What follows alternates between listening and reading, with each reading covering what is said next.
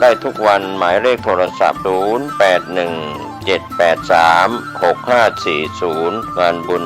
ส่งน้ำพระธาตุใส่ขันดอก108ถวายทานต้นเงินประจำปี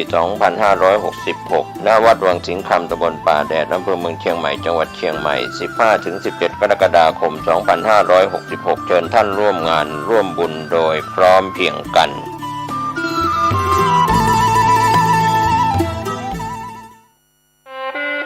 คณะสงฆ์ครูบาอาจารย์พระนักจัดรายการสถานีวิทยุพระนักเผยแพร่เจ้าหน้าที่ผู้จัดรายการเครือข่ายสถานีวิทยุคลื่นสีขาวเพื่อชาวประชาขอเชิญพุทธศาสนิกชนนักศีลนักบุญทุกท่านร่วมทำบุญหล่อเทียนพรรษาประจำปี2566เพื่อสมทบทุนโรงเรียนทุ่งโป่งตำบลเมืองปานอำเภอเมืองปานจังหวัดลำปางและสถานีวิทยุเพื่อการศึกษาวิทยาลัยสงฆ์นครลำปาง FM 106.50 เมกะเฮิรตซ์ร่วมทำบุญแผ่นเทียนธรรมจักรแผ่นละ20 บาทหล่อเทียนพรรษาถวายวัดพระบาทอุดมตำบลเวียงอำเภอฝางจังหวัดเชียงใหม่หรือร่วมทำบุญตามกำลังศรัทธารอเทียนพรรษาจำนวน9 เล่มและถวายเทียนพรรษา15หัววัดวันที่15 กรกฎาคม 2566เวลา 8:30 นาทีถึง 17 นาฬิกาณวัดตุ่งโป่งตำบลเมืองปานอำเภอเมืองปานจังหวัดลำปางเดินทางไปร่วมบุญถวายเทียนพรรษาในพื้นที่อำเภอฝางจังหวัดเชียงใหม่ณวัดพระบาทอุดมอำเภอฝางจังหวัดเชียงใหม่วันที่13 สิงหาคม 2566เวลา 14 นาฬิกาสามารถร่วมทำบุญได้ที่ธนาคารกรุงไทยชื่อบัญชีโครงการพัฒนาการศึกษาโรงเรียนขนาดเล็กอำเภอเมืองปานจังหวัดลำปางหมายเลขบัญชี536 303 4255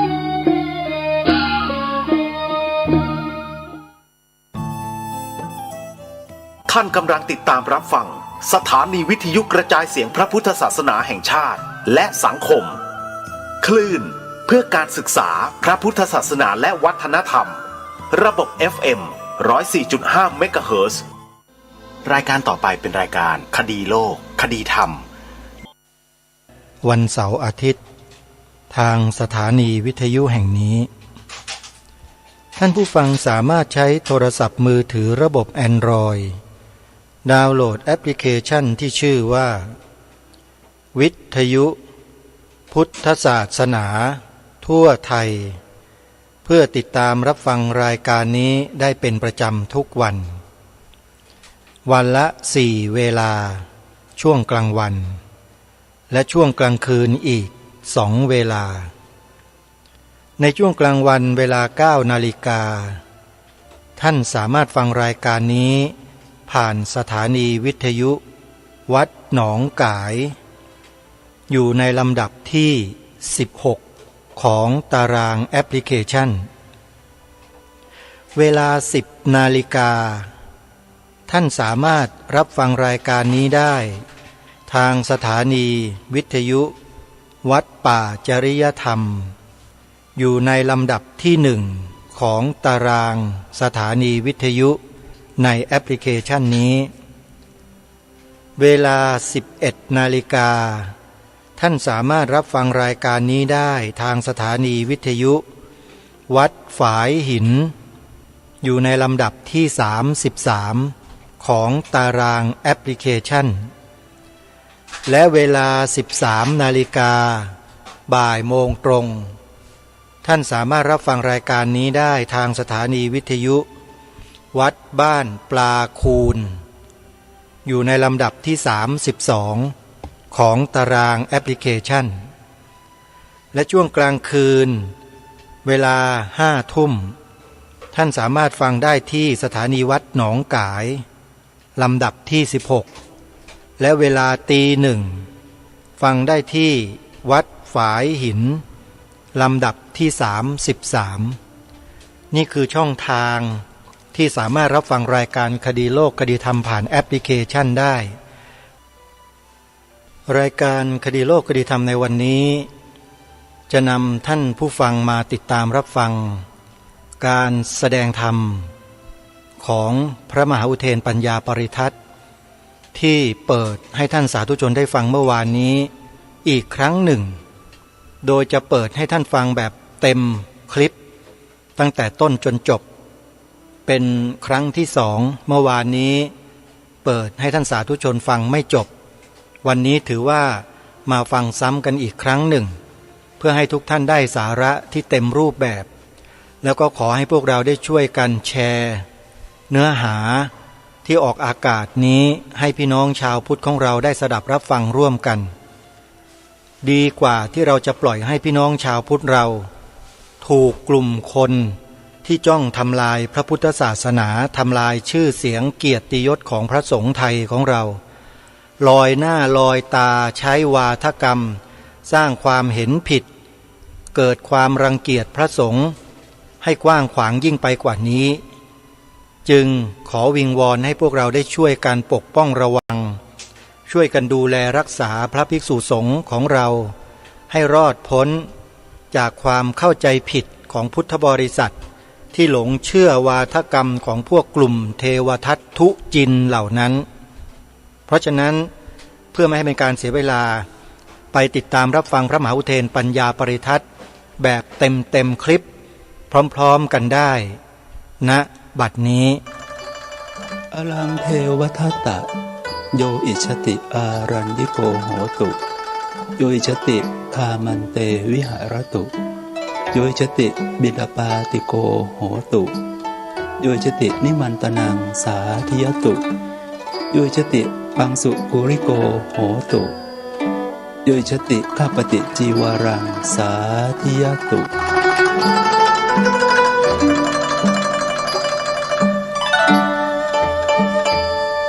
ขอเจริญธรรมอำนวยพรท่านสาธุชนชาวพุทธทั้งหลายวันนี้เป็นวันพระธรรมสวนะแรม14ค่ำเดือน4ปีรากาตรงกับวันศุกร์ที่16มีนาคมพุทธศักราช2561ควรที่ท่านสาธุชนชาวพุทธจะได้สลับรับฟังธรรมเทศนาเป็นลำดับต่อไปตามพระบาลีที่มีมาในพระวินัยปิฎกอาตมาภาพยกสาธกขึ้นแสดงเป็นนิเกปบทว่าอลังเทวทัตตะโยอิชติอารัญญิโกโหตุโยอิชติคามันเตวิหารตุโยอิชติบินดาปาติโกโหตุโยอิชตินิมันตนังสาธิยตุโยอิชติปังสุกุริโกโหตุโยอิชติข้าปฏิจีวารังสาธิยตุแปลว่าอย่าเลยเทวทัตภิกษุรูปใดปรารถนาก็จงอยู่ป่าเป็นวัดเถิดภิกษุรูปใดปรารถนาก็จงอยู่ในบ้านเถิดภิกษุรูปใดปรารถนาก็จงเที่ยวบิณฑบาตเป็นวัดเถิดภิกษุรูปใดปรารถนาก็จงรับนิมนต์ที่ชาวบ้านเชื้อเชิญด้วยข้าวปลาอาหารเถิดภิกษุรูปใดปรารถนาจงถือผ้าบางสกุลจีวรเป็นวัดเถิดภิกษุรูปใดปรารถนาก็จงยินดีข้าบดีจีวรที่ชาวบ้านจัดถวายเถิดเหตุที่ได้นำเอาพุทธวจนะพระบาลีที่มีอยู่ในพระวินัยปิฎกมาสาธกแสดงนี้เพราะต้นเรื่องมาจากพระเทวทัตที่มาทูลขอวัตถุ5ประการจากพระผู้มีพระภาคเจ้าเพื่อให้ทรงบัญญัติเป็นข้อวัดปฏิบัติอย่างเคร่งครัดแก่พระภิกษุสงฆ์ทั่วสังฆมณฑลพระพุทธเจ้าไม่ทรงรับวัตถุ5ประการจากพระเทวทัตนั้นเพื่อบัญญัติให้เป็นข้อวัดปฏิบัติแก่พระภิกษุสงฆ์ทั่วสังฆมณฑลเพราะหากว่าไปทรงรับเอาวัตถุ5ประการจากพระเทวทัตบัญญัติไว้ในสังฆมณฑลให้ปฏิบัติอย่างเคร่งครัดพระพุทธศาสนาก็จะถึงกับล่มสลายได้เรียกว่าพุทธศาสนาเจ๊งเลยทีเดียววัตถุ5ประการที่พระเทวทัตทูลขอให้พระผู้มีพระภาคเจ้าบัญญัติเป็นข้อปฏิบัติอย่างเคร่งครัดแก่พระภิกษุสงฆ์ทั่วสังฆมณฑลนั้นมีอะไรบ้าง5ประการดังต่อไปนี้ 1. พระภิกษุทั้งหลายควรอยู่ป่าตลอดชีวิตพระภิกษุอาศัยบ้านอยู่โทษพึงตกต้องพระภิกษุรูปนั้น 2. พระภิกษุทั้งหลายควรเที่ยวบิณฑบาตตลอดชีวิตภิกษุรูปใดยินดีรับนิมนต์ที่ชาวบ้านเชื้อเชิญด้วยข้าวปลาอาหารโทษพึงตกต้องพระภิกษุรูปนั้น 3. พระภิกษุควรถือครองผ้าบางสกุลตลอดชีวิต พระภิกษุรูปใดยินดีรับข้าบดีจีวรที่ชาวบ้านจัดถวายโทษพึงตกต้องพระภิกษุรูปนั้น 5. พระภิกษุทั้งหลายควรอยู่โคนต้นไม้ตลอดชีวิตพระภิกษุทั้งหลายอยู่ในที่มุงบังโทษพึงตกต้องพระภิกษุรูปนั้นและ 5. พระภิกษุไม่ควรฉันปลาและเนื้อตลอดชีวิตพระภิกษุรูปใดฉันปลาเนื้อโทษพึงตกต้องพระภิกษุรูปนั้นนี้คือวัตถุ5ประการที่เป็นข้อปฏิบัติอย่างเคร่งครัดหากพระผู้มีพระภาคเจ้าทรงรับเงื่อนไขวัตถุ5ประการจากพระเทวทัตนี้บัญญัติให้แก่พระภิกษุให้ประพฤติปฏิบัติอย่างเคร่งครัดตลอดชีวิตรับรองเลยว่าพระพุทธศาสนาจะล่มสลายอย่างแน่นอนอาตมาภาพขอให้ข้อสังเกตก่อนว่าศีลสิกขาที่มีมาในปาติโมกข์227สิกขาบทนั้นพระพุทธเจ้าทรงบัญญัติเป็นศีลสามัญญตาคือความเสมอกันของศีลทั้งหลายแก่พระภิกษุทั้งหลายศีลสิกขาบทที่มีมาในปาติโมกข์221ข้อนั้นพระภิกษุทั้งหลายปฏิบัติได้แม้นเหมือนกันแล้วก็ทรงบัญญัติอย่างเป็นกลางๆที่พระภิกษุทุกรูปยึดถือปฏิบัติได้เหมือนกันหมดเป็นศีลสามัญญตาคือความเสมอกันของศีลเลยทีเดียวแต่ครั้นมาเป็นข้อปฏิบัติเคร่งครัดในลักษณะของทุรงควัตรพระพุทธเจ้ากลับทรงให้สิทธิเสรีภาพในการที่จะเลือกออกมาปฏิบัติตามความปรารถนาของพระภิกษุแต่ละรูปภิกษุรูปใดปรารถนาที่จะไปถือธุรงค์เป็นวัดเช่นไปอยู่ป่าตลอดชีวิตไปอยู่ป่าเป็นวัดหรือเที่ยวบิณฑบาตเป็นวัดอยู่โคนต้นไม้เป็นวัดรวมถึงไม่ฉันปลาไม่ฉันเนื้อตลอดชีวิตก็ให้เป็นความปรารถนาของพระภิกษุรูปนั้นที่จะไปสมาทานปฏิบัติและก็ไม่ได้ทรงยกย่องว่าพระที่ไปถือปฏิบัติในทุรงควัตรอย่างเคร่งครัดนั้นดีเลิศประเสริฐศรีกว่าพระภิกษุทั้งหลายไม่ได้บอกว่าชาวบ้านทั้งหลายจงไปถวายข้าวปลาอาหารแก่พระภิกษุผู้ถือบิณฑบาตเป็นวัดผู้ถือผ้าบางสกุลวัดอย่างเคร่งครัดนั้นเถิด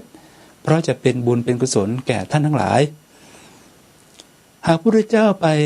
สรรเสริญยกย่องพระที่ถือปฏิบัติอย่างเคร่งครัดอย่างนั้นก็จะทำให้เกิดความแตกแยกในพระพุทธศาสนาคนทั้งหลายก็จะนำข้าวปลาอาหารไปให้เฉพาะแก่พระภิกษุเหล่านั้นส่วนพระภิกษุที่ถือปฏิบัติอย่างเป็นกลางๆไม่เคร่งครัดทั้งหลายชาวบ้านก็จะไม่นำข้าวปลาอาหารไปถวายก็จะเป็นเหตุทำให้พระพุทธศาสนาโดยภาพรวมพุทธบริษัททั้ง4ภิกษุบริษัทภิกษุณีบริษัทอุบาสกบริษัทอุบาสิกาบริษัทจะดำเนินไปไม่ได้และถึงกับจะล่มสลายในระหว่างทางเลยก็เป็นได้นี้ให้พึงทำความเข้าใจกันก่อนว่าเพราะเหตุไรพระพุทธเจ้าจึงไม่ทรงรับบัญญัติวัตถุ5ประการให้เป็นข้อปฏิบัติอย่างเคร่งครัดในท่ามกลางสงฆ์ทั่วสังคมณฑลเพราะว่าจะเป็นเหตุทำให้พุทธศาสนาโดยภาพรวมนั้นจะล่มสลายไปได้เชื่อหรือไม่ว่าทุกยุคทุกสมัยคนอย่างเทวทัตมักเกิดขึ้นได้เสมอโดยเฉพาะยุคสมัยที่ล่วงกึ่งพุทธกาลนี้มาแล้วพระภิกษุสงฆ์ประพฤติปฏิบัติกันอย่างหย่อนยานก็จะมีเทวทัตเกิดขึ้นอีกเทวทัตก็จะเกิดขึ้นในลักษณะของการมาเสนอข้อว่าปฏิบัติอย่างเคร่งครัดให้แก่พระภิกษุสงฆ์นั่นเองก่อนที่จะอธิบายในรายละเอียดเหล่านี้อาตมาภาพขอออกตัวก่อนว่ามิได้มีอคติต่อใครภิกษุรูปใดเลยหากแต่กล่าวตามธรรมตามวินัยและตามพฤติกรรมของคนคนนั้นยกตัวอย่างในอคัญญสูตรที่วาเสถะและภารัตวาชะสามเณรทั้งคู่เข้ามาบวชภายในพุทธศาสนานี้แล้วก็ถูกพวกพราหมณ์ด่าว่าตำหนิติเตียนได้มากราบทูลพระผู้มีพระภาคเจ้าให้ทรงทราบว่าพราหมณ์ทั้งหลายที่ตำหนิติเตียนนั้นได้กล่าวว่าพราหมณ์เกิดมาจากโอษฐ์ของพระพรหมกษัตริย์เกิดมาจากอุระหรือพระพาหาของพระพรหมแพทย์เกิดจากนาภีสะดือของพระพรหมสูตรเกิดที่เท้าของพระพรหมส่วนสมณโรสทั้งหลายเกิดที่หลังเท้าของพระพรหม พระพุทธเจ้าได้ตรัสบอกวาเสถะปารัตวาชะสำเร็จทั้งคู่นั้นว่าหาใช่เป็นเช่นนั้นไม่วาเสถะปารัตวาชะพวกพราหมณ์ก็เกิดมาจากคันของนางพรามณีนั่นเองแล้วก็ตรัสบอกถึงเหตุเกิดของกษัตริย์พราหมณ์แพร่สูบจากแหล่งต้นเดิมว่าเป็นอย่างไรได้ตรัสบอกว่าสมัยมนุษย์ต้นกลับที่เกิดปัญหาเรื่องที่ไร่ที่นาที่จัดสรรปันส่วนกันอย่างไม่ลงตัวจึงไปเชิญมนุษย์ต้นกลับผู้มีผิวพรรณงดงามน่าเกรงขามมาให้เป็นผู้จัดสรรปันส่วนที่ไร่ที่นาให้อยู่ในกรรมสิทธิ์ของแต่ละบุคคลอย่างเท่าเทียมกันเมื่อมนุษย์ต้นกลับผู้มีผิวพรรณงดงามสง่านั้นได้มาจัดสรรปันส่วนที่ไร่ที่นาให้อยู่ในกรรมสิทธิ์ของแต่ละคนอย่างเท่าเทียมกันได้ดีแล้วมนุษย์ต้นกลับทั้งหลายสมัยนั้นก็ได้มอบที่นาให้แก่มนุษย์ต้นกลับผู้มีผิวพรรณที่งดงามสง่านั้นไปครอบครองมากมายมนุษย์ต้นกลับผู้มีผิวพรรณสง่างามนั้นจึงได้ชื่อว่าเป็นกษัตริย์ในที่นี้ก็หมายถึงว่าเป็นเจ้าแห่งนาที่เกิดจากการได้รับการยกย่องและมาจัดสรรปันส่วนที่นาให้อยู่ในกรรมสิทธิ์ของแต่ละบุคคลอย่างเท่าเทียมกันกษัตริย์ก็เกิดขึ้นมาโดยกรรมอย่างนี้โดยธรรมอย่างนี้คือได้ไปจัดสรรปันส่วนที่ไร่ที่นาให้อยู่ในกรรมสิทธิ์ของแต่ละบุคคลอย่างเท่าเทียมกันทำให้เกิดความยินดีจึงได้รับการยกย่องว่าเป็นกษัตริย์หรือเป็นพระราชามนุษย์ต้นกลับกลุ่มหนึ่งอึดอัดระอากับการมาตบตีทำลายแย่งชิงที่ไร่ที่นากันก็เนี่ยไปอยู่ในป่ายังฌานสมาบัติให้เกิดขึ้นด้วยกรรมของการไปอยู่ในป่ายังฌานสมาบัติให้เกิดขึ้นจึงได้ชื่อว่าเป็นพราหมณ์ความหมายเดิมนั้นก็คือผู้ที่ลอยบุญละบาปไม่เกี่ยวข้องกับคนทั้งหลายที่อยู่ในบ้านนั้น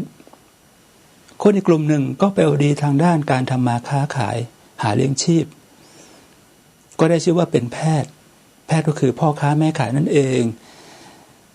เกิดขึ้นโดยกรรมเกิดขึ้นโดยธรรมที่ทำการค้าขายของตนเองจึงได้ชื่อว่าเป็นแพทย์และมนุษย์ต้นกลับอีกกลุ่มหนึ่งก็ไปเอาดีทางด้านเป็นข้าทาสกรรมกรใช้แรงงานจึงได้ชื่อว่าเป็นสูตรจากกรรมจากการกระทำของตนนั้นกษัตริย์พราหมณ์แพทย์สูตรได้ชื่อว่าเกิดขึ้นโดยกรรมการกระทำของตนและโดยธรรมที่เกิดขึ้นมาโดยชอบไม่ใช่เกิดมาจากส่วนใดส่วนหนึ่งของพระพรหมเลยเช่นเดียวกันที่อาตมาภาพให้ฉายาเรียกสุจินต์บริหารวรรณเขตว่าเป็นยายทูตเทวทัตก็เพราะมีพฤติกรรมเหมือนกันกับพระเทวทัตนั่นเอง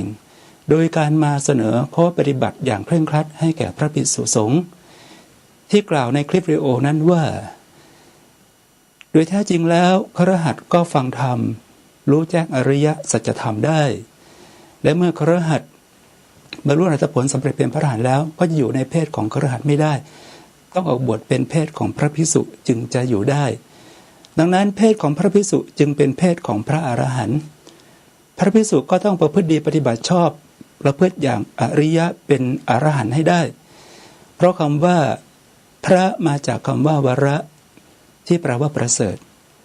ความเป็นพระอย่างแท้จริงนั้นจะต้องประพฤติอย่างประเสริฐประพฤติอย่างอริยะเป็นหนึ่งเป็นพระอรหันต์นิยะก็คือต้องการที่จะให้พระภิกษุทุกรูปที่บวชเข้ามานั้นประพฤติประเสริฐเป็นอริยะอรหันต์ให้ได้ทุกรูปเลยนี้ถือว่าเป็นการเสนอข้อว่าปฏิบัติอย่างเคร่งครัดแม้นเหมือนกันกับพระเทวทัตที่เสนอวัตถุ5ประการแด่พระผู้มีพระภาคเจ้าซึ่งจะทำให้เกิดความล่มสลายแก่พระพุทธศาสนาได้เพราะว่าพระภิกษุทุกรูปไม่สามารถที่จะประพฤติปฏิบัติอย่างเคร่งครัดเป็นอริยะอรหันต์จากพฤติกรรมการแสดงออกของยายทวดสุจินต์บริหารวรเขตนี้จึงได้ชื่อว่าเป็นเทวทัตไม่ใช่เป็นโจรหรือมหาโจรนะและเราชาวพุทธก็เรียกสุจินต์บริหารวรเขตเป็นยายทวดเทวทัตได้เลยเพราะว่าพฤติกรรมกรรมที่ทำมาอย่างนี้ด้วยการว่ากล่าวตำหนิติเตียนพระสงฆ์มาเป็นเวลายาวนานแล้วก็ยกให้พระสงฆ์นั้นจะต้องประพฤติปฏิบัติดีปฏิบัติชอบปฏิบัติอย่างอริยะเป็นอรหันต์ให้ได้ก็ได้ชื่อว่าเป็นเทวทัตไปโดยปริยายตามข้อกล่าวหาตำหนิติเตียนของยายทวดเทวทัต ต่อพระสงฆ์มาเป็นเวลายาวนานนั้นโดยเฉพาะเรื่องของพระสงฆ์รับปัจจัยเงินทองว่าต้องอาบัตินิสกิยปาจิตตีไปแต่ต้องวัตถุนามาสที่ไม่ควรจับต้องอย่างนั้นอย่างนี้เรามาตกลงกันอย่างจริงจังเลยได้ไหมมาทำข้อตกลงกันให้ดีตามนัยยะของพระพุทธศาสนานี่แหละลำดับแรกให้ย้อนกลับไปดูพุทธจริยาปฏิปทาของพระพุทธเจ้าก่อนที่พระองค์เสด็จไปแสดงธรรมโปรดเวนยสัตว์ให้ดวงตาเห็นธรรมนั้นพระพุทธองค์ทรงปรารถนาปัจจัยเงินทองที่มาเป็นกันเทศของชาวบ้านหรือเปล่าตอบได้อย่างชัดเจนว่าพระพุทธเจ้าไม่ได้ปรารถนาปัจจัยเงินทองที่เป็นกันเทศของชาวบ้านคนนั้นๆเลยและไม่ปรารถนาปัจจัยเงินทองที่จะเป็นค่าพาหนะเสด็จดำเนินไปของพระองค์ด้วยเพราะเหตุไรจึงไม่ปรารถนาเพราะว่าธรรมะนั้นประเสริฐยิ่งกว่าปัจจัยเงินทองเหล่านั้นที่จะแลกออกมาประเสริฐตรงที่ว่าทำให้คนได้ดวงตาเห็นธรรมได้ปัญญาหูตาสว่างและพ้นทุกข์อย่างแท้จริงดังนั้นธรรมะจึงไม่ควรที่จะแลกออกมาซึ่งปัจจัยเงินทองหรือกันเทศใดๆเลยอาตมาภาพเองผู้แสดงธรรมอยู่ทุกวันนี้และไปแสดงธรรมในที่อื่นก็ตามไม่เคยปรารถนาที่จะให้ญาติโยมมาถวายปัจจัยเงินทองเป็นกันเทศเลยเพราะรู้ทั้งรู้ว่าธรรมะนั้นประเสริฐยิ่งกว่าปัจจัยเงินทองเหล่านั้นที่จะแลกออกมาหากแต่ไปผู้แสดงธรรมเพื่อปลุกเกื้อกูลเพื่อความสุขของปัญญาหูตาสว่างของประชาชนทั้งหลายซึ่งนั่นก็ประเสริฐกว่าใช่ไหมทีนี้เรามาทำข้อตกลงกันว่าพระพุทธเจ้าเสด็จไปแสดงธรรมโปรดเวนยสัตว์ไม่ได้รับปัจจัยเงินทองแม้เป็นค่าพาหนะเดินทางของพระองค์หรือเป็นกันเทศที่จะเอามาให้แก่พระองค์เลยธรรมะไม่ควรต่อการที่จะไปแลกเอาปัจจัยเงินทองมาเพราะประเสริฐยิ่งกว่านั้นถ้าเช่นนั้นคุณที่เป็นฆราวาสนั่นแหละสุจินต์บริหารวรรณเขตหรืออาจารย์ยุพาอารามกุลที่เอาธรรมะของพระพุทธเจ้าไปพูดไปแสดงนั้นคุณก็ไม่พึงที่จะไปรับปัจจัยเงินทองของชาวบ้านที่เขานำมาให้แก่คุณใช่ไหมแล้วถามว่าที่คุณไปพูดบรรยายอยู่ตามโรงแรมต่างๆหรือสถานที่องค์กรที่งดงามต่างๆนั้นคุณได้รับปัจจัยเงินทองหรือเปล่าคุณเอาปัจจัยเงินทองไหมอาตมาเชื่อแน่นอน 100% ว่าคนพวกนี้จะต้องรับค่าวิทยากรเป็นปัจจัยเงินทองแทบทั้งนั้นไม่เคยเลยที่จะไม่รับปัจจัยเงินทองจากคนฟังที่เอามาให้ตนเลยใช่ไหมอันนี้คือทำข้อตกลงกันให้ได้ก่อนว่าถ้าต้องการจะให้พระภิกษุสงฆ์เคร่งครัดไม่รับปัจจัยเงินทองเลยพวกคุณก็ต้องทำให้เป็นตัวอย่างก่อนว่า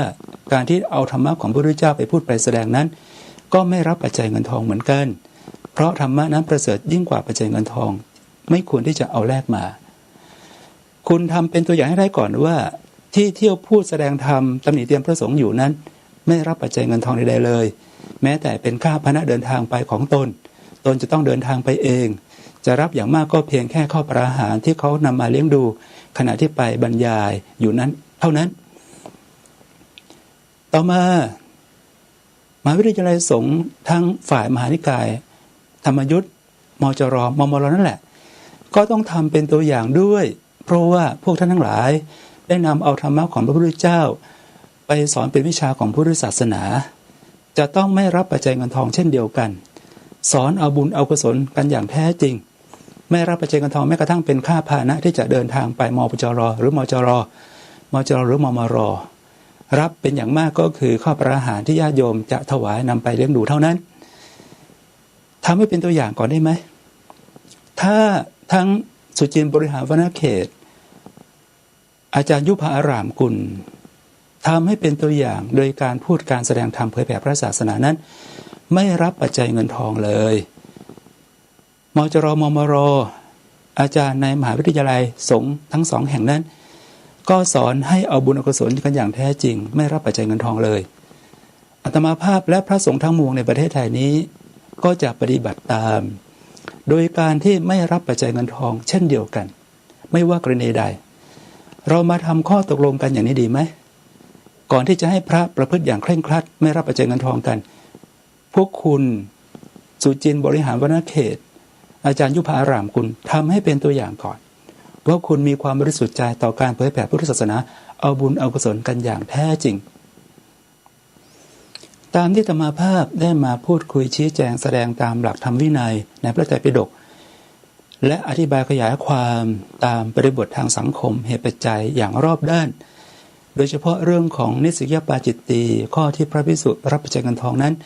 ต้องอาบัติเป็นนิสยปาจิตตีก็ปรากฏว่ามาในมุกเดียวกันเลยทั้งมหาภาคภูมิศิรนันโท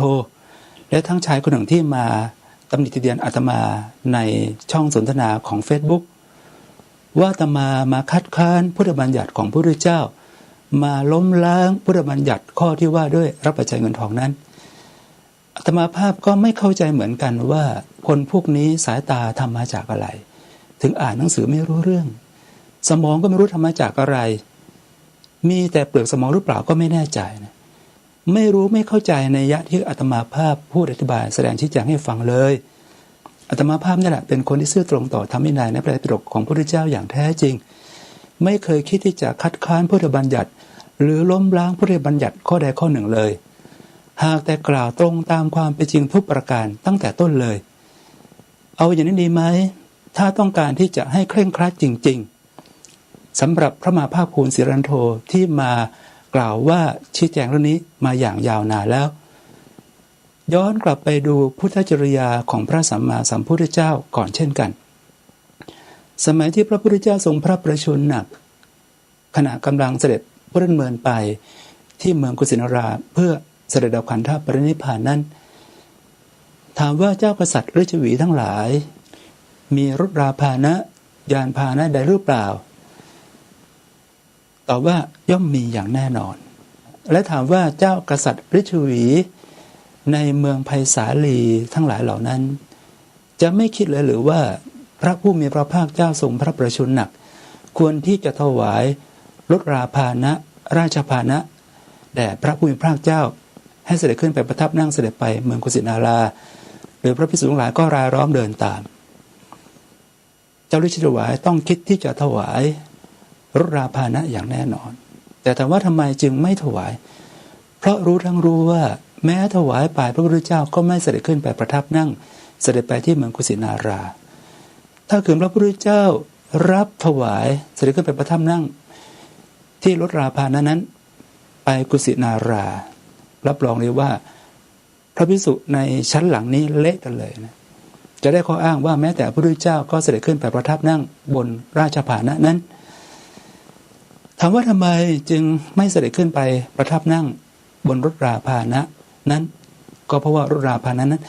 ต้องแลกมาด้วยเงินทองต้องจ้างนายช่างให้มาทำรถราพาหนะด้วยเงินทองจำนวนมากจึงจะสำเร็จได้สิ่งที่สำเร็จมาด้วยเงินหรือทองนั้นแน่นอนว่าพระพุทธเจ้าพระอริยสงฆ์ไม่ประสงค์ที่จะไปแตะต้องเพราะมันเป็นวัตถุนามาตของมีค่ามีราคาแล้วก็จะเกิดอันตรายในภายหลังถ้าหากว่าครอบครองเอาไว้อยู่ดังกล่าวมานี้ถ้าเช่นนั้นพระมหาภาคภูมิศิรนันโทเองก็ดีหรือพระวินัยนิยมที่ถือเคร่งครัดในการไม่รับปัจจัยเงินทองเหล่านั้นก็ดีเมื่อท่านนั่งรถราพาหนะไปทำศาสนกิจที่ไรท่านจะต้องลงจากรถราพาหนะนั้นอย่านั่งไปอย่าเด็ดขาดเพราะมันเป็นวัตถุที่แลกมาด้วยเงินและทองพร้อมกับวัตถุสิ่งของที่มีค่าเช่น iPhone iPad คอมพิวเตอร์ก็ต้องสละทิ้งให้หมดเพราะสิ่งนั้นก็เป็นของมีค่ามีราคาสามารถที่จะเอาไปแลกมาเป็นเงินเป็นทองได้ตกลงเอากันอย่างนี้ไหมเอากันให้เคร่งครัดเลยทีเดียวคุณอย่ามาชูเฉพาะเรื่องของนิสยปาจิตตีที่ตนปฏิบัติได้ว่าจะดีเลิศประเสริฐศรีมีคุณวิเศษเหนือกว่าพระภิกษุทั้งหลายอาตมาดูแล้วว่าพระเหล่านั้นน่ะแท้ที่จริงก็องุ่นเปรี้ยวนั่นแหละปากว่าตาขยิบไม่รับเงินต่อหน้าญาติโยมแต่กลับมารับปัจจัยอยู่ในกุฏิของตนเองทราบจำนวนของปัจจัยที่อยู่ในธนาคารอาตมาภาพพิจารณาดูพฤติกรรมการแสดงออกของคนหลายเหล่านี้ยายทั่วเทวทัตสุจินต์บริหารวณเขตพร้อมริ้วล้อบริวารทั้งหลายหรือแม้แต่พระมหาภาคภูมิศิรันโทก็เช่นเดียวกัน มิได้มีความปรารถนาดีต่อพระภิกษุสงฆ์อย่างแท้จริงหรอกมิได้มีความปรารถนาดีต่อการที่จะพิทักษ์รักษาพระสัทธรรมเอาไว้หรอกเพราะเหตุไรจึงกล่าวเช่นนั้นก็เพราะว่าเมื่อเกิดกรณีปัญหาต่อพระสัทธรรมขึ้นมาเช่นอัชราวดีวงศ์สกลเตโชวิปัสสนาที่ถือว่าเป็นผู้มาทำลายพระสัทธรรมของพระพุทธเจ้าในระดับอริยมรรคอริยผลเลยทีเดียวแต่กลายเป็นว่ายายทั่วเทวทัตสุจินบริหารวรเขตพร้อมเลี้ยวล้อบริวารทั้งหลายไม่มาพูดเรื่องนี้เลยปล่อยให้อาตมาภาพกับดร.อธิเทพผาถาเท่านั้นที่มาพูดชี้แจงแสดงความจริงเปิดเผยให้สังคมได้รับทราบแม้มหาภาคภูมิก็เช่นเดียวกันคาดว่านิ่งเงียบไม่ปริปากพูดเพราะว่าอาตมาไม่เห็นท่านบล็อกอาตมาไปแล้วแต่เชื่อว่าไม่ปริปากพูดอะไรเลยท่านมหากลัวเปลืองตัวหรืออย่างไรรักษาตนเองมากกว่ารักษาธรรมใช่ไหมในเมื่อกรณีของความอันตรายต่อพระสัทธรรมเกิดขึ้นมาเช่นนี้แล้วทำไมไม่ออกมาพูดมาแสดงชี้แจงให้ประชาชนได้รับทราบก็ในบอกว่าเรียนบาลีใหญ่มีความชำนาญแตกฉานในพระธรรมคำสอนของพระพุทธเจ้าไม่ใช่หรือออกมาพูดมาแสดงหน่อยสิกรณีของธรรมกายก็เช่นเดียวกันทำไมจึงไม่มาพูดมาแสดงชี้แจงให้กับประชาชนได้รับทราบสองคนทั้งหลายเหล่านี้ก็เพียงแค่ต้องการที่จะมายกตนข่มคนอื่นรักษาศีลข้อใดข้อหนึ่งนิสุยปาจิตติได้แล้วก็ยกตนขึ้นเป็นผู้พิเศษเหนือกว่าพระภิกษุทั้งหลายเท่านั้นเองสองยายทูตเทวทัตสุจินบริหารวนเขตกล่าวก้าวร่วงจ้วงจาบตำหนิเตรียมพระภิกษุสงฆ์ถึงขนาดที่ว่าเอาเงินไปให้แก่พระก็เท่ากับเอาไปสนับสนุนโจรกล่าวตำหนิเจียนโจทย์พระภิกษุสงฆ์ทั่วประเทศว่าเป็นโจรทีเดียวไปดูในสังฆทิเศษข้อหนึ่งที่ว่าด้วยการโจทย์พระภิกษุด้วยอาบัติปาราชิกไม่มีมูลต้องอาบัติสังฆทิเศษในข้อนั้นมีการโจทย์ว่าท่านเป็นโจรท่านไม่ใช่สมณะเชื้อสายสากยบุตรการกล่าวโจทย์ว่าพระภิกษุทั่วประเทศนั้นเป็นโจรก็เท่ากับเป็นการกล่าวโจทย์พระภิกษุด้วยอาบัติปาราชิกไม่มีมูลยายทั่วสุจินบริหารวนเขตเองก็ต้องถือว่าต้องโทษอันหนักเป็นบาปหนักยายทั่วเทวทัตสุจินบริหารวนเขตไม่ได้กล่าวจำแนกแยกออกมาเลยว่าวัดใดบ้างพระรูปใดอยู่ที่ไหนมีพฤติกรรมเป็นอย่างไรถ้าให้มันถูกต้องก็ต้องไปจำแนกออกมาว่าเป็นวัดนั้นวัดนี้พระภิกษุรูปนั้นรูปนี้ไม่ใช่มาตีขลุ่มเหมารวมทั้งหมดคนนั้นเพราะเหตุไรเพราะว่ายายทั่วเทวทัตสุจินบริหารวนเขตก็ไม่กล้าที่จะแยกออกมาว่าเป็นรูปนั้นรูปนี้เพราะกลัวจะโดนเขาโจมตีโดนข้อคอรหาอย่างหนักดังนั้นจึงตีรวมพระภิกษุทั้งประเทศว่าเอาเงินไปให้แล้วก็จะเป็นการสนับสนุนโจรเท่ากับพระภิกษุสามเณรเป็นโจรไปทั่วประเทศอันนี้คือข้อกล่าวหาร้ายแรงที่สุดที่มีต่อพระภิกษุสงฆ์ในประเทศไทยข้อที่สามยายทูตเทวทัตสุจินบริหารวนเขตเอาแต่ตำหนิเตียนพระภิกษุสงฆ์กล่าวก้าวร่วงจ้วงจับโดยถ่าเดียวแม้แต่กรณีที่พระภิกษุสงฆ์ท่านสละตนไปทำข้าวปลาอาหารเอาไปให้แก่คนตกทุกข์ยากน้ำท่วมนั้นก็ยังกล่าวตำหนิเตียนคนที่มากล่าวตำหนิเตียนพระสงฆ์เช่นนี้จะได้ชื่อว่าเป็นคนปรารถนาดีต่อพระสงฆ์ต่อพระสัทธรรมอย่างนั้นหรืออาตมาภาพมองว่าไม่ใช่เลยไม่ใช่คนที่มีความปรารถนาดีต่อพระภิกษุสงฆ์ให้ท่านประพฤติปฏิบัติอย่างเคร่งครัดเป็นอริยอรหันต์ไปเลยเพียงแค่ต้องการที่จะมายกตนข่มท่านเรียกลูกค้าเข้าไปหาตนเท่านั้นเองคำพูดประโยคหนึ่งของยายทั่วเทวทัตสุจินบริหารวนเขตก็พูดในเชิงตลาดเอาไว้อย่างชัดเจนว่าคฤหัสถ์ฟังธรรมก็รู้แจ้งอริยสัจธรรมนั้นได้โดยนัยยะก็คือต้องการให้มาฟังธรรมจากฉันนี้เท่านั้นเพราะฉันเป็นคนพูดพิธรรมอย่างลึกซึ้งฟังธรรมจากฉันแล้วก็จะรู้แจ้งอริยสัจธรรมได้โดยไม่ต้องไปประพฤติปฏิบัติทำสมาธิภาวนาที่ไหนเลยและยายทูตเทวทัตสุจินบริหารวนเขตก็แอนตี้คัดค้านการปฏิบัติทำสมาธิอย่างชัดเจนก็กลายเป็นมิจฉาทิฏฐิไปแล้วเพราะว่าการประพฤติปฏิบัติทำกรรมฐานสติปัฏฐานภาวนาก็มีปรากฏอยู่ในพระไตรปิฎกอย่างชัดเจน ทั้ง3ประการเหล่านี้ก็เป็นเหตุทำให้อาตมามองว่าแท้ได้จริงคนพวกเนี้ยเรียกล้อบริวารของยายทวดสุจินต์บริหารวรรณเขตไม่ได้มีความปรารถนาดีต่อพระภิกษุสงฆ์อย่างแท้จริงเลย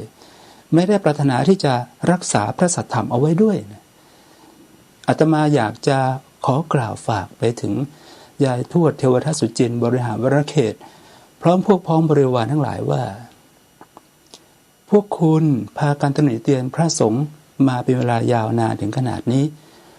ขอจงให้มีความละอายแก่ใจเพราะถึงอย่างไรพระภิกษุสงฆ์ก็มีเมตตาเป็นพื้นฐานอยู่แล้ว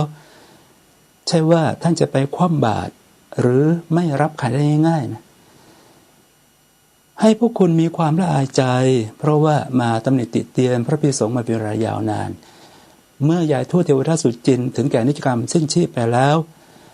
และเรียกร้องบริวารที่ตามตำหนิเตียนพระสงฆ์นั้นสิ้นชีพไปแล้วไม่พึงนำศพเข้ามาภายในวัดให้พระสวดอภิธรรมอุทิศส่วนกุศลไปให้ไม่พึงเอามาเผาภายในวัดที่เมรุนั้นเพราะอะไรเพราะว่าพระภิกษุสงฆ์คงไม่ยินดีที่จะสวดอภิธรรมให้พวกคุณฟรีแน่เพราะพวกคุณเป็นคนมีฐานะมีเงินมีทองและเมรุก็อาศัยฟืนไฟในการทำชาปนกิจศพมีค่าใช้จ่ายเกี่ยวกับเงินกับทองทั้งนั้นดังนั้นให้พวกคุณผู้ชัดเจนในการตำหนิเตียนพระสงฆ์มาเป็นเวลายาวนานอย่าได้พึงนำศพของตนเข้าไปภายในวัดให้พระท่านสวดอภิธรรมให้ได้ทำชาปนกิจในเมรุเลยจงมีความละอายใจอย่างนี้ให้มันชัดเจนและข้อต่อมาอาตมาก็มองว่าคนพวกนี้เนี่ยไม่ได้เป็นสัตบุรุษปริญญาชนคนดีอย่างแท้จริงหรอกเพราะอะไรเพราะว่าคนที่เป็นสัตบุรุษคนดีอย่างแท้จริงนั้นจะไม่มากล่าวตำหนิเตียนพระสงฆ์อย่างนั้นอย่างนี้และคนพวกนี้ก็ไม่ได้ชื่อว่าเป็นคนที่รักษาศีล 5ได้อย่างสมบูรณ์บริบูรณ์อาตมาไม่เชื่อว่าคนพวกนี้จะรักษาศีล 5ได้อย่างสมบูรณ์บริบูรณ์ข้อสังเกตอย่างชัดเจนก็คือพุทธวาจากล่าวว่าตำหนิติเตียนพระสงฆ์ของยายทวดเทวทัตสุจินต์บริหารวรรณเขตนั่นแหละมาจากโทสะมุรจิตชัดๆไปฟังดูก็จะรู้ได้นี้ก็คือการผิดศีลในข้อที่4มุสาวาทพุทธวาจาปิสนวาจาสัมภปราปะผิดศีลข้อที่4อย่างชัดเจนเลยแล้วทีนี้จะได้ชื่อว่าเป็นผู้ที่รักษาศีล 5ได้อย่างสมบูรณ์บริบูรณ์ได้อย่างไรบกพร่องในศีล 5อย่างชัดเจนผิดเป็นว่าเล่นซะด้วยซ้ำไปเพราะถ้าหากว่าคุณรักษาศีล 5ได้อย่างสมบูรณ์บริบูรณ์คุณก็จะต้องเป็นพระโสดาบันเป็นพระโสดาบันอริยบุคคลในพระพุทธศาสนานี้และถามว่าพระโสดาบันอริยบุคคลในพุทธศาสนานี้ท่านกล่าวตำหนิติเตียนพระสงฆ์ก้าวล่วงจ้วงจับพระภิกษุสงฆ์หรือไม่พระโสดาบันบุคคลที่เป็นฆราวาสยังกล้มกราบไหว้กุลบุตรผู้บวชเป็นพระภิกษุนุ่งครองผ้ากาสาวพัสในวันนั้นเลยขณะที่ท่านเป็นปุถุชนแท้ๆพระอริยบุคคลโสดาบันก็ยังกล้มกราบไหว้พระภิกษุผู้เป็นปุถุชนนั้นซึ่งบวชภายในวันนั้นเพราะอะไรเพราะว่าพระภิกษุนั้นเป็นอุดมเพศเป็นเพศที่ยิ่งกว่าหินเพศของคฤหัสถ์ซึ่งเป็นเพศที่ต่ำและที่สำคัญคือผ้ากาสาวพัสย้อมน้ำฝาดแม้ที่อาตมานุ่งห่มนี้ก็เป็นผ้ามาจากกาสีที่สืบทอดการย้อมตัดเย็บมาเป็นเวลายาวนานเป็นธงชัยของพระอรหันต์แล้วพระภิกษุที่มานุ่งห่มครองนี้ก็ถือว่าสืบเนื่องมาจากพระอริยสงฆ์ในพระรัตนตรัยที่นุ่งห่มจีวรผ้ากาสาวพัสนี้เช่นเดียวกันดังนั้นการที่มาตำหนิติเตียนพระภิกษุสงฆ์แม้เป็นปุถุชนในภายหลังนี้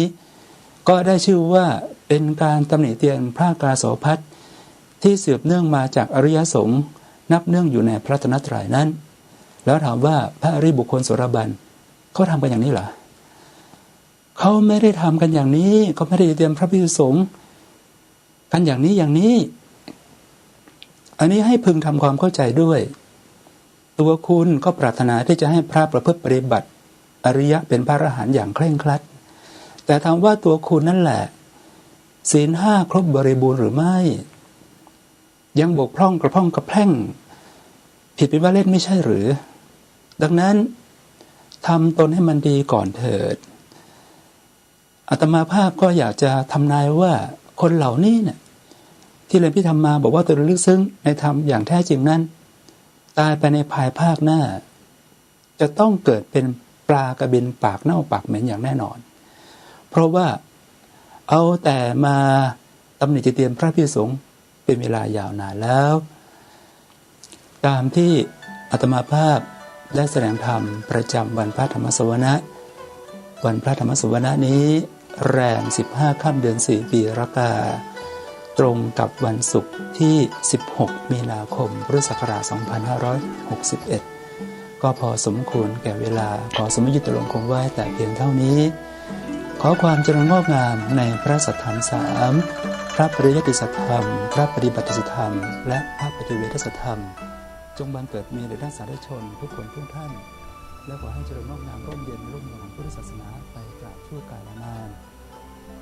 เอวังก็มีด้วยประกาศพระชนนี้และ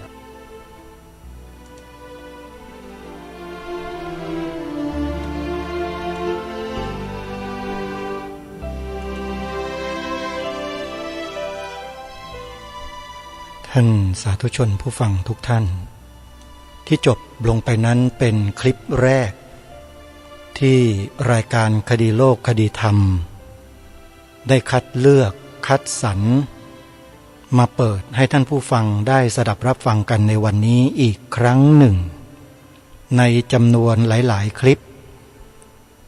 ในวันต่อไปก็จะได้นำคลิป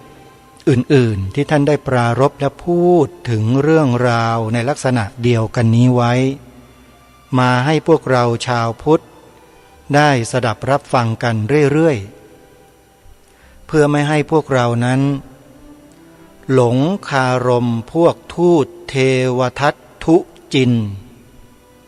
ตามที่ท่านพระมหาอุเทนได้เอ่ยถึงแล้วก็ทำการแก้ปรับประวาทข้อกล่าวหาใส่ร้ายพระภิกษุสงฆ์ว่าเป็นโจรกันทั้งบ้านทั้งเมืองมาให้พวกเราได้สดับรับฟังกันต่อเนื่องเพราะฉะนั้นการที่เราเชิญชวนญาติธรรมพี่น้องชาวพุทธของเราให้เข้ามาสดับรับฟังเนื้อหาสาระที่พระอาจารย์มหาอุเทนปัญญาปริทัศน์ปรริยนธรรม9ประโยควัชนะสงครามผู้มั่นคงตรงต่อพระธรรมวินัยมาโดยตลอดได้บรรยายได้ขยายความได้ชี้แจงได้แถลงให้แก่พวกเราชาวพุทธบริษัทได้รับรู้รับทราบนั้นจึงเป็นประโยชน์อย่างมหาศาลเพราะถ้าไม่มีพระมหาอุเทนปัญญาปริทัศน์เป็นต้นที่ออกมาแก้ปรับประวาทแก้ข้อกล่าวหาใส่ร้ายป้ายสีพระสงฆ์อย่างนี้เราก็คงไหลไปตามคำลวงของคนเหล่านี้จนหมดไปเชื่อไปหลงคนที่สร้างวาทกรรมทำลายพระสงฆ์ทำลายพระพุทธศาสนาอยู่อย่างนี้เราก็จะกลายเป็นด้ามให้เขาจับแล้วก็เอาไปทำเป็นมีดเชือดเฉือนฟาดฟันพวกเราชาวพุทธให้แตกละเอียดแตกแยกร้าวฉานหมดศรัทธาซึ่งกันและกันในที่สุดศาสนาพุทธในประเทศไทยก็ล่มสลายเพราะฉะนั้นครูบาอาจารย์ทั้งหลายทั้งปวงเหล่านี้ท่านรู้ทันคนพวกนี้รู้ลึกๆว่าในใจของคนพวกนี้นั้นมีเจตนาอะไรถ้าหากว่าท่านไม่รู้ท่านจะไม่ออกมาพูด มีพระหลายรูปท่านรู้แต่ท่านไม่พูดเพราะท่านเกรงอกเกรงใจคนในสังคมบางกลุ่มบางพวกซึ่งอาจจะถูกหลอกว่าคนกลุ่มเนี้ยอ้างคนนั้นอ้างคนนี้อ้างในระดับนั้นอ้างในระดับนี้แล้วพระสงฆ์เราจำนวนหนึ่งก็เงียบกริบไม่กล้าออกมาชี้แจงแสดงสิ่งที่ถูกต้องอันนี้อาจก็มีได้แต่สำหรับพระมหาอุเทนปัญญาปริทัตก็ดีท่านเจ้าประคุณสมเด็จพระพุทธโฆษาจารย์ปอ.ประยุตโตก็ดีพระอาจารย์วิทยากิจจวิชโชวัดป่าดอยแสงธรรมญาณสัมปันโนก็ดีพระเดชพระคุณท่านเจ้าคุณพระธรรมเมธาพรพระแบบทิตยาโนก็ดีเป็นต้นเหล่านี้ท่านกล้าที่จะออกมาชี้แจงต่อสังคมมาแสดงความถูกต้องในส่วนของพระธรรมวินัยให้เราได้ฟังอย่างเข้าใจละเอียดลึกซึ้งได้โดยที่บุคคลเหล่านั้นก็ไม่กล้าที่จะมาต่อกลอนกับท่านเหล่านั้นเลยเหมือนอย่างพระมหาภาคภูมิที่อวดอ้างตัวเองว่าเรียนบาลีใหญ่มาแล้วก็มากล่าวร้ายพระภิกษุสงฆ์ด้วยกันตามแนวทางของพวกทูตเทวทัตทุจินนี่ก็เหมือนกันหลบลี้หนีหน้าหายไปเลยลบเฟซตัวเองทิ้งไม่กล้าเผชิญหน้ากับพระมหาอุเทนปัญญาปริทัตวัชนะสงครามที่พูดจบไปเมื่อสักครู่นี้ตามที่ท่านได้กล่าวถึงทำไมไม่กล้าล่ะอวดอ้างว่าเรียนบาลีใหญ่มาไม่ใช่หรืออวดอ้างว่าเรียนพระอภิธรรมมาแตกฉานกันไม่ใช่หรือแล้วทำไมไม่กล้ามาโต้วาทะกับท่านล่ะนำเหตุผลมาสิไม่มีพอเอาเข้าจริงๆพวกนี้หลบหมดนี่คือสันดานของคนพวกนี้ท่านผู้ฟังอาตมาภาพรายการคดีโลกคดีธรรมจึงกล้าลุกขึ้นมายืนขึ้นมาแล้วก็พูดให้กับพวกเราทั้งบ้านทั้งเมืองที่ฟังกันอยู่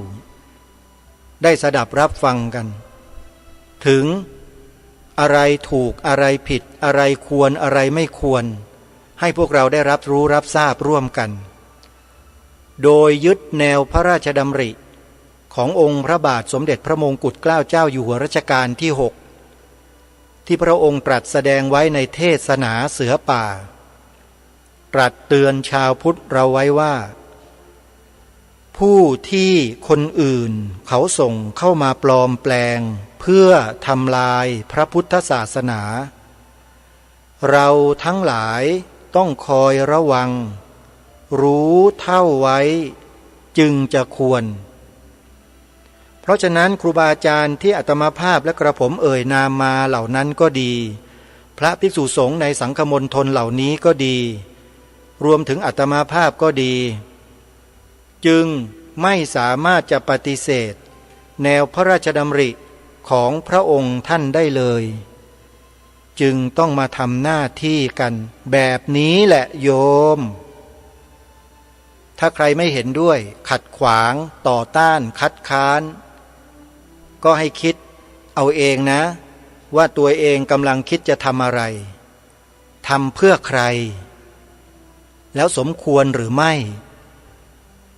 ฝากให้พวกเราชาวพุทธทุกท่านทุกคนคิดแล้วเดี๋ยววันพรุ่งนี้มาฟังคลิปที่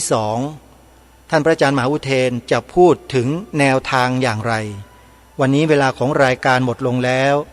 อาตมาภาพต้องขอสมมุติยุติรายการไว้แต่เพียงเท่านี้พบกับรายการได้ใหม่ในวันพรุ่งนี้ขอความสุขความสวัสดีในธรรมแห่งองค์สมเด็จพระบรมศาสดาสัมมาสัมพุทธเจ้าจงปรากฏเกิดมีขึ้นในจิตใจของท่านผู้ฟังทุกท่านทุกคนเทินขอเจริญพร ล้าคิดก็ต้องกล้าทำอย่ากลัวถ้าทำความดีเป็นศึกษาปัญหาให้ทันท่วงทีเมืองไทยจะพัฒนากว่านี้รายการดีๆคดีโลกคดีธรรมขอรำพันบรรยายความคิดเครื่องหมายแห่งสีทั้งสามงามถนัดขาวคือบริสุทธิ์สีสวัสดิ์หมายพระไตรรัตน์และธรรมะคุมจิตไทยแดงคือโลหิตเราใสซึ่งยอมสละได้เพื่อรักษาชาติศาสนาน้ำเงินคือสีโสภาอันจอมประชาพระโปรดเป็นของส่วนองค์จักริ้วเข้าเป็นไตรรงค์จึงเป็นสีธงที่รักแห่งเราชาวไทยทหารอวตารนำไปยงยุทธวิชัยวิชิตก็ชูเกียรติสยามประเทศไทยที่เจริญมั่นคงมาได้จนถึงทุกวันนี้มิได้เกิดขึ้นจากความหวาดกลัวอย่างคลาดเขลาแต่บรรพบุรุษไทย